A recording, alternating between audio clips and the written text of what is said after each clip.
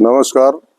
આજ રોજ દાહોદ કલેક્ટર ઓફિસમાં મેડમ શ્રીને અમે જે આવેદન આપવા માટે આવ્યા છે એ બાયપાસ કરીને એક નેશનલ હાઈવે છે આપણો ગરબાડા રોડ ચોકડીમાં, એમાં વારે ઘડી પણ અકસ્માતો સર્જાય છે. અમે બહુ પહેલાં પણ મીડિયાના માધ્યમથી એની રજૂઆત પણ કરી છે અને મૌખિક રજૂઆતો પણ કરી છે, પણ આજ દિન સુધી કોઈ પણ ધ્યાને વસ્તુ આવી નથી. તો આજે ફરી અમે એક આવેદન આપ્યું છે અને એમને રજૂઆત કરી છે કે ભાઈ જે મૃત્યુ આંક અમારે ત્યાં જે બાયપાસ પર વધે છે, કેમ કે ત્યાં લગભગ મુસ્લિમ સમાજની 400 થી 500 દુકાનો આવેલી છે.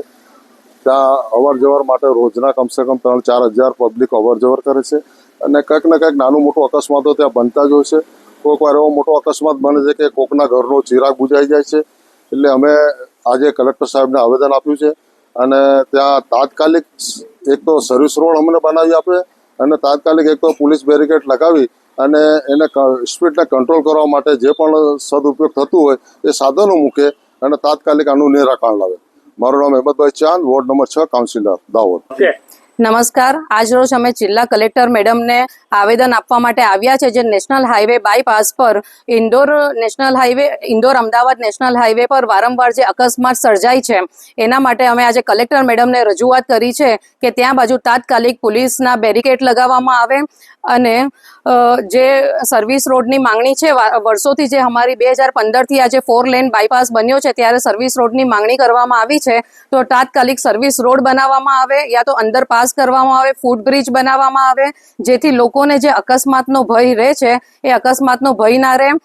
જે ત્યાંથી હિન્દુ સમાજનું સ્મશાન અને મુસ્લિમ સમાજનું કબ્રસ્તાન જવાનો રોડ અડીને આવેલો છે, જેથી લોકોને મૃતદેહને પસાર કરતી વખતે ભયનો માહોલ સર્જાય છે. વારે વારે નિર્દોષ લોકોના મૃત્યુ થાય છે ત્યાં બાજુ. તો આજે કલેક્ટરને અમે કહેવા આવ્યા છે કે તાત્કાલિક ત્યાં બાજુ પોલીસના બેરિકેડ લગાવવામાં આવે, જેથી કહેવાય ને કોઈ અકસ્માત નિર્દોષ લોકોનો થતો હોય અટકે. અને જો આ પગલું નહીં લેવામાં આવે તાત્કાલિક, તો અમે નીતિન ગડકરી સાહેબ છે જે માર્ગ પરિવહન મંત્રી છે એમને 1 મહિના પછી અમે આવેદન એમને આપીશું અને જો પછી પણ આનો કોઈ નિકાલ કરવામાં નહીં આવે તો અમે નેશનલ હાઈવે ઓથોરિટી ઓફ ઇન્ડિયાના જે ટોલ નાકો છે ત્યાં બાજુ અધિકારીને રજૂઆત કરીને ત્યાં બાજુ ગાંધી ચિંધ્યા માર્ગ પર આંદોલન કરીશું. Thank you. Masuma Garbadawala, ward number 6, councillor, Dahod નગરપાલિકા. રાજસ્થાનના પૂર્વ ઉપમુખ્યમંત્રી અને અખિલ ભારતીય કોંગ્રેસ કમિટીના મહાસચિવ સચિન પાયલોટનું ઝાલોદ ખાતે ભવ્ય સ્વાગત કરાયું.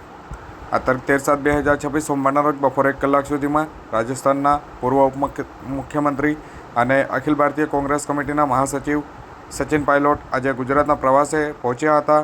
અમદાવાદથી રાજસ્થાનના કુશલગઢ તરફ જવાના માર્ગ દરમિયાન સચિન પાયલોટ પ્રથમ વખત દાહોદ જિલ્લાના ઝાલોદ ખાતે પહોંચતા કોંગ્રેસ કાર્યકર્તાઓમાં ભારે ઉત્સાહ જોવા મળ્યો હતો.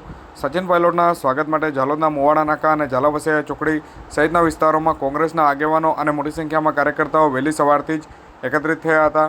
પ્રથમ વખત દાહોદ જિલ્લાના પ્રવાસે આવેલા સચિન પાયલોટનું ઉષ્માભર્યું સ્વાગત કરવામાં આવ્યું હતું. કાર્યકર્તાઓએ ફૂલહાર પહેરાવી અને કોંગ્રેસ પક્ષના સૂત્રોચ્ચાર સાથે તેમનું સ્વાગત કર્યું હતું. કોંગ્રેસના આગેવાનોના જણાવ્યા અનુસાર સચિન પાયલોટના આ પ્રવાસ માત્ર શુભેચ્છા મુલાકાત પૂરતો નથી, પરંતુ દાહોદ જિલ્લાના કોંગ્રેસના કાર્યકર્તાઓમાં નવી ઉર્જા અને ઉત્સાહનો સંચાર કરવાનો મહત્વપૂર્ણ પ્રયાસ છે. કોંગ્રેસના સ્થાનિક નેતાઓ અને કાર્યકર્તાઓએ વિશ્વાસ વ્યક્ત કર્યો હતો કે સચિન પાયલોટની આ મુલાકાતથી દાહોદ જિલ્લામાં સંગઠન વધુ મજબૂત બનશે અને આવનાર સમયમાં પક્ષની રાજકીય પ્રવૃત્તિઓ નવી દિશા મળશે. દાહોદ શહેરમાં પોલીસનું મેગા કોમ્બિંગ ઓપરેશન સરપ્રાઇઝ વાહન ચેકિંગ હાથ ધરાયું. આ તારીખ 13/7/2026 સોમવારના રોજ સવારે 11 કલાક સુધીમાં મળતી વિગતો મુજબ દાહોદ શહેરમાં કાયદો અને વ્યવસ્થા વધુ મજબૂત બનાવવા તેમજ અસામાજિક તત્વો સામે કડક કાર્યવાહી કરવા માટે local crime branch, Dahod A division police, B division police તથા કતારા પોલીસની સંયુક્ત ટીમો દ્વારા મેગા કોમ્બિંગ ઓપરેશન અને સરપ્રાઇઝ વાહન ચેકિંગ હાથ ધરાયું હતું. આ ડ્રાઈવ દરમિયાન પોલીસ દ્વારા શહેરના વિવિધ વિસ્તારોમાં રહેણાંક મકાનોની સઘન તલાશી લેવામાં આવી હતી. તપાસ દરમિયાન પ્રોહિબિશનના સંબંધિત કુલ 4 ગુનાઓ નોંધવામાં આવ્યા હતા. આ ઉપરાંત જાહેર સ્થળોએ નશાની હાલતમાં જોવા મળેલા 2 વ્યક્તિઓ સામે કાયદાકીય કાર્યવાહી હાથ ધરાઈ હતી. જ્યારે ડ્રિંક એન્ડ ડ્રાઈવના પણ 3 કેસો કરવામાં આવ્યા હતા. વાહન ચેકિંગ દરમિયાન નિયમોનું ભંગ કરતા કુલ 9 વાહનો કબજે કરવામાં આવ્યા હતા અને અનેક વાહન ચાલકો સામે સ્થળ પર જ દંડાત્મક કાર્યવાહી પણ કરવામાં આવી હતી. સમગ્ર ડ્રાઈવ દરમિયાન આધુનિક ટેકનોલોજીનો ઉપયોગ કરતા ડ્રોન કેમેરા દ્વારા સર્વેલન્સ રાખવામાં આવ્યું હતું. જ્યારે શહેરના સંવેદનશીલ વિસ્તારોમાં પોલીસ દ્વારા સતત પેટ્રોલિંગ પણ કરવામાં આવ્યું હતું. દારૂ અને અન્ય પ્રતિબંધિત વસ્તુઓના ગેરકાયદેસર હેરફેરને રોકવા હેતુ પોલીસ દ્વારા સઘન ચેકિંગ હાથ ધરાયું હતું. લોકોને કાયદાનું પાલન કરવા અને શંકાસ્પદ પ્રવૃત્તિઓ અંગે તાત્કાલિક પોલીસને જાણ કરવા માટે પણ અપીલ કરવામાં આવી હતી. દાહોદ જિલ્લામાં કલા મહાકુંભ 2026-27નું આયોજન તારીખ 5 ઓગસ્ટ 2026 સુધી અરજી કરાશે. આ તારીખ 13/7/2026 સોમવારના રોજ બપોરે 2:50 સુધીમાં આપેલ માહિતી અનુસાર ગુજરાત સરકારના રમતગમત, યુવા અને સાંસ્કૃતિક પ્રવૃત્તિઓ વિભાગ તેમજ કમિશનર યુવક સેવા અને સાંસ્કૃતિક પ્રવૃત્તિઓ ગાંધીનગરના માર્ગદર્શન હેઠળ જિલ્લા યુવા અને સાંસ્કૃતિક પ્રવૃત્તિઓની કચેરી દાહોદ દ્વારા કલા મહાકુંભ 2026-27નું આયોજન કરાયું. આ સ્પર્ધામાં 6 થી 14, 15 થી 20 અને 21 થી 49 વર્ષ તેમજ 60 વર્ષથી ઉપરના એમ 4 અલગ અલગ વય જૂથમાં સ્પર્ધકો ભાગ લઈ શકશે. સ્પર્ધકોની ઉંમર 31 ડિસેમ્બર 2026ની સ્થિતિએ ગણવામાં આવશે. કલા મહાકુંભ અંતર્ગત વક્તૃત્વ, નિબંધ લેખન, કાવ્યલેખન, ગઝલ, લોકવાર્તા, ચિત્રકલા, સર્જનાત્મક કામગીરી, લોકનૃત્ય, રાસ ગરબા, ભરતનાટ્યમ, કથક, કુચીપુડી, ઓડિસી, મોહિની અટ્ટમ, શાસ્ત્રીય અને સુગમ સંગીત, લગ્ન ગીત, સમૂહ ગીત, લોકભજન, હાર્મોનિયમ, તબલા, ઓર્ગન, સ્કૂલ બેન્ડ, વાંસળી, સિતાર, ગિટાર, સરોદ, સારંગી, પંખાવજ, વાયોલિન, મૃદગમ, રાવણહત્તો, જોડિયા પાવ, એકપાત્રીય અભિનય અને ભવાઈ સહિત કુલ 37 કૃતિઓમાં સ્પર્ધા યોજાશે. સ્પર્ધાનું આયોજન તાલુકા, જિલ્લા, પ્રદેશ અને રાજ્ય કક્ષા સુધી તબક્કાવાર રહેશે, જેમાં વિવિધ ક્ષેત્રના કલાકારો અને સ્પર્ધકોને પોતાની પ્રતિભા રજૂ કરવાની તક મળશે. સ્પર્ધામાં ભાગ લેવા ઈચ્છુક દાહોદ જિલ્લાના સ્પર્ધકોએ નિયત અરજી ફોર્મ મેળવી તેનું સંપૂર્ણ વિગતો સાથે ભરવાનું રહેશે. અરજી સાથે આધાર કાર્ડ અને બેંક પાસબુકના પ્રથમ પાનાની ઝેરોક્ષ નકલ જોડીને જિલ્લા યુવા અને સાંસ્કૃતિક પ્રવૃત્તિઓની કચેરી, પ્રથમ માળ, જિલ્લા સર્વે ભવન, જિલ્લા સેવા સદન, દાહોદ ખાતે રૂબરૂ અથવા ટપાલ દ્વારા મોકલી આપવાની રહેશે. અરજી કરવાની છેલ્લી તારીખ 5 ઓગસ્ટ 2026 નક્કી કરવામાં આવી છે. જિલ્લા યુવા વિકાસ અધિકારી જિલ્લાના વધુમાં વધુ કલાકારો અને સ્પર્ધકો કલા મહાકુંભમાં ઉત્સાહપૂર્વક ભાગ લે તેવી અપીલ પણ કરાઈ છે. દાહોદના લીંબડી નગરમાં ખાતરના અપૂરતા જથ્થાના કારણે ખેડૂતોને હાલાકી. આ તારીખ 13/7/2026 સોમવારના રોજ બપોરે 2:30 સુધીમાં મળતી વિગતો અનુસાર દાહોદ જિલ્લાના લીંબડી નગરમાં ખાતરના વિતરણને લઈને ખેડૂતોમાં ચિંતા જોવા મળી છે. વિવિધ વિસ્તારોમાં ખાતરનો જથ્થો પહોંચવા છતાં પણ ખેડૂતોની સંખ્યા વધુ હોવાના કારણે અનેક સ્થળોએ અવ્યવસ્થાની સ્થિતિ સર્જાઈ રહી છે. ખેડૂતોના જણાવ્યા મુજબ ખાતરની ગાડી આવે છે, પરંતુ મર્યાદિત જથ્થાની સામે મોટી સંખ્યામાં ખેડૂતો પહોંચી જતા દરેકને ખાતર મળતું નથી. પરિણામે ઘણા ખેડૂતોને સતત અનેક દિવસ સુધી ખાતર માટે ધક્કા ખાવા પડી રહ્યા છે. ખાતર વિતરણ કેન્દ્રો બહાર વહેલી સવારથી જ ખેડૂતોની લાંબી કતાર જોવા મળી રહી છે. પોતાની વારીની રાહમાં કલાકો સુધી ઊભા રહેવા છતાં કેટલાય ખેડૂતો નિરાશ થઈને પરત ફરી રહ્યા છે. ખેડૂતોનું કહેવું છે કે હાલમાં વાવણીનો મહત્વપૂર્ણ સમય ચાલી રહ્યો છે અને સમયસર ખાતર ન મળતા પાકને નુકસાન થવાની ભીતિ રહેલી છે. તેથી જરૂરિયાતને અનુરૂપ પૂરતો જથ્થો ખાતર ઉપલબ્ધ કરવામાં આવે અને વિતરણ વ્યવસ્થા વધુ સુવ્યવસ્થિત બનાવવામાં આવે તેવી ખેડૂતોની માંગ છે. ખેડૂતોએ તંત્ર સામે અપીલ કરી છે કે ખેડૂતોની સંખ્યાને ધ્યાનમાં રાખીને ખાતરનો પૂરતો સ્ટોક ફાળવવામાં આવે તેમજ વિતરણ કેન્દ્ર પર યોગ્ય આયોજન કરવામાં આવે, જેથી અનાવશ્યક ભીડ અને અવ્યવસ્થા ટાળી શકાય અને તમામ ખેડૂતોને સમયસર ખાતર મળી શકે. જો કે આ બાબતે દુકાન સંચાલક સાથે વાતચીત કરતાં તેઓએ જણાવ્યું કે અઠવાડિયામાં સોમવાર, બુધવાર અને શુક્રવારના દિવસે વિતરણ કામગીરી હાથ ધરવામાં આવી રહી છે, જેથી પૂરતો સ્ટોક થઈ શકે અને આ 3 દિવસ દરમિયાન આવતા ખેડૂતોને અનુકૂળ જથ્થો વિતરણ કરી શકાશે. જો કે ખાનગી દુકાનો પર પણ જથ્થો ઉપલબ્ધ છે, પરંતુ સંસ્થાના દુકાન પર ખેડૂતોની લાંબી કતાર હાલ જોવા મળી રહી છે. ફતેપુરા વિધાનસભા વિસ્તારના વલય નદી પર બની રહેલા બ્રિજની કામગીરીનું મંત્રી રમેશ કટારાએ સ્થળ નિરીક્ષણ કર્યું. આ તારીખ 13/7/2026 સોમવારના રોજ બપોરે 1:30 સુધીમાં આપેલ માહિતી અનુસાર ફતેપુરા વિધાનસભા વિસ્તારના ડુંગર ગામ ખાતે આવેલા વલય નદી પર નિર્માણાધીન બ્રિજનું કામગીરીનું મંત્રી રમેશ કટારા દ્વારા સ્થળ નિરીક્ષણ કરવામાં આવ્યું. આ પ્રસંગે સ્થાનિક ગ્રામજનો, આગેવાનો અને જનપ્રતિનિધિત્વો પણ ઉપસ્થિત રહ્યા હતા. મંત્રીએ બ્રિજના ચાલી રહેલી કામગીરીની પ્રગતિ અને સંબંધિત અધિકારીઓ અને અમલદારો પાસેથી માહિતી મેળવી હતી. તેમજ ગુણવત્તા જાળવી સમયમર્યાદામાં કામગીરી પૂર્ણ કરવા માટે જરૂરી સૂચનો પણ આપવામાં આવ્યા હતા. મંત્રી રમેશ કટારાએ જણાવ્યું હતું કે આ બ્રિજના નિર્માણથી ડુંગર સહિત આસપાસના અનેક ગામોના લોકોને વર્ષોથી જૂની અવરજવરની સમસ્યાથી રાહત મળશે. ખાસ કરીને ચોમાસા દરમિયાન નદીના કારણે અવરજવર ખોરવાતી હતી, જેના કારણે કાયમી ઉકેલ આ બ્રિજ બનવાથી આવશે. તેમણે વધુમાં જણાવ્યું હતું કે નાગરિકોને વધુ સારી માર્ગ સુવિધાઓ ઉપલબ્ધ કરાવી અને વિસ્તારના સર્વાંગી વિકાસને ગતિ આપવી એ સરકારની પ્રાથમિકતા છે. વિકાસલક્ષી કાર્યો સમયસર અને ગુણવત્તાયુક્ત રીતે પૂર્ણ થાય તે માટે સતત મોનિટરિંગ કરવામાં આવી રહ્યું છે. સ્થાનિક ગ્રામજનોએ પણ બ્રિજના નિર્માણ બદલ આનંદ વ્યક્ત કરી અને જણાવ્યું કે આ પ્રોજેક્ટ પૂર્ણ થતાં દૈનિક અવરજવર સરળ બનશે અને વિસ્તારના સામાજિક અને આર્થિક વિકાસને વધી નવી દિશા મળશે. દાહોદ જિલ્લાના સંજેલી તાલુકામાં તાલુકા ભાજપ કારોબારીની પરિચય બેઠક યોજાઈ. આ તારીખ 13/7/2026 સોમવારના રોજ બપોરે 3 કલાક સુધીમાં મળતી વિગતો મુજબ સંજેલી ખાતે ભારતીય જનતા પાર્ટી દ્વારા તાલુકા ભાજપ કારોબારી અને નવનિયુક્ત હોદ્દેદારોની એક મહત્વપૂર્ણ પરિચય બેઠકનું આયોજન કરાયું. આ બેઠકમાં રાજ્યકક્ષાના મંત્રી રમેશ કટારા, સ્થાનિક ધારાસભ્ય રમેશ કટારા, જેઓ કે આ બેઠકમાં ઉપસ્થિત રહ્યા હતા. બેઠકનો મુખ્ય હેતુ સંગઠનના નવા માળખા સાથે પરિચય કેળવવાનો અને આગામી સમયમાં પક્ષની કામગીરીને વધુ વેગવંતી બનાવવાનો હતો. આ પરિચય બેઠક દરમિયાન પક્ષના વરિષ્ઠ પદાધિકારીઓ અને ઉત્સાહી કાર્યકર્તાઓ સાથે સંગઠનાત્મક વિષયો પર મંથન કરવામાં આવ્યું હતું. આ ઉપરાંત સરકારની લોકકલ્યાણકારી વિવિધ યોજનાઓ છેવાડાના માનવી સુધી કેવી રીતે પહોંચાડી શકાય તે અંગે પણ વિગતવાર ચર્ચા વિચારણા કરવામાં આવી હતી. સંગઠનમાં નવી અને મહત્ત્વની જવાબદારી મેળવનાર તમામ નવનિયુક્ત પદાધિકારીઓને મંત્રીએ ઉજ્જવળ કાર્યકાળ માટે શુભેચ્છાઓ પાઠવી હતી. આ બેઠકમાં આગામી સમયમાં યોજાનાર પક્ષના વિવિધ કાર્યક્રમો, જનસંપર્ક અભિયાન અને પક્ષના નીતિ નિયમો અંગે પણ વિસ્તૃત રોડમેપ તૈયાર કરવામાં આવ્યો હતો. આ સમગ્ર કાર્યક્રમમાં સંજેલી તાલુકાના મોટી સંખ્યામાં ભાજપના પાયાના કાર્યકર્તાઓ, સ્થાનિક આગેવાનો અને હોદ્દેદારો ઉપસ્થિત રહી અને સંગઠનને વધુ મજબૂત બનાવવા માટેનો સંકલ્પ પણ વ્યક્ત કર્યો હતો. દાહોદ જિલ્લાના ધાનપુર તાલુકામાં કંજેટા ગામ ખાતે આમ આદમી પાર્ટીની મહત્વપૂર્ણ બેઠક યોજાઈ.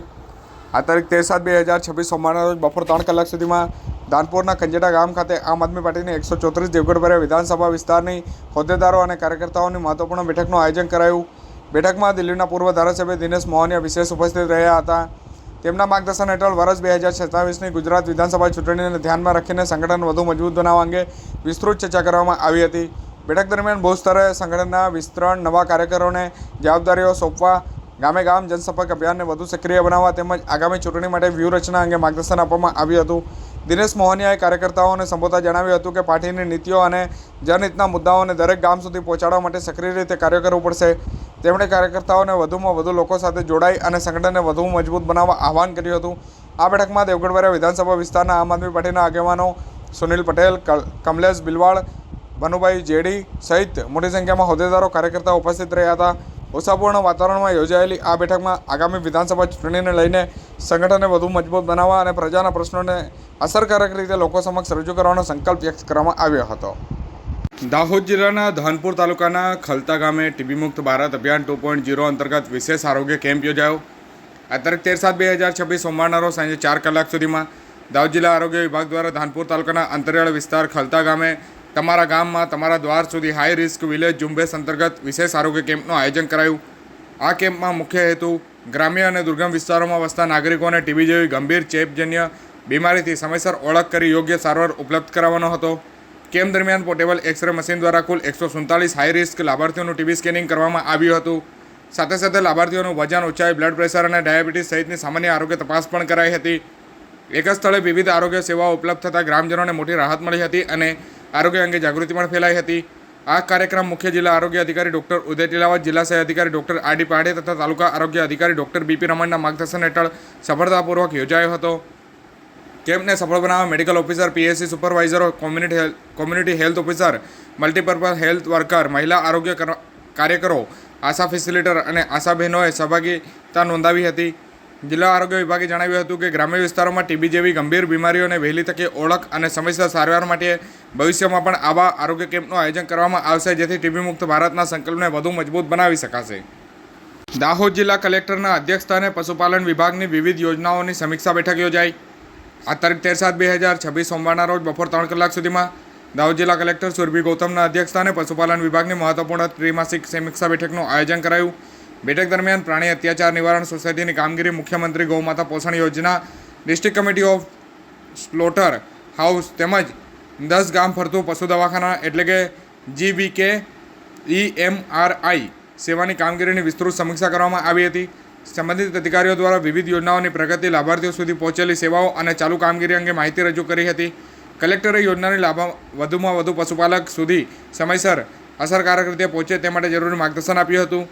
સાથે જ પશુ આરોગ્ય સેવાઓને વધુ સુદૃઢ બનાવવા, ગૌમાતા પોષણ યોજના અને ફરતા પશુ દવાખાનાની કામગીરીમાં ગુણવત્તા જાળવવા તેમજ પશુ કલ્યાણ સંબંધિત તમામ કામગીરીનું નિયમિત રીતે કરવાની સૂચનો આપવામાં આવ્યા હતા. બેઠકમાં પશુપાલન વિભાગના અધિકારીઓ તેમજ સંબંધિત વિભાગના અધિકારીઓ ઉપસ્થિત રહી વિવિધ મુદ્દાઓ પર ચર્ચા કરી આગામી કામગીરી અંગે આયોજન પણ કરવામાં આવ્યું હતું.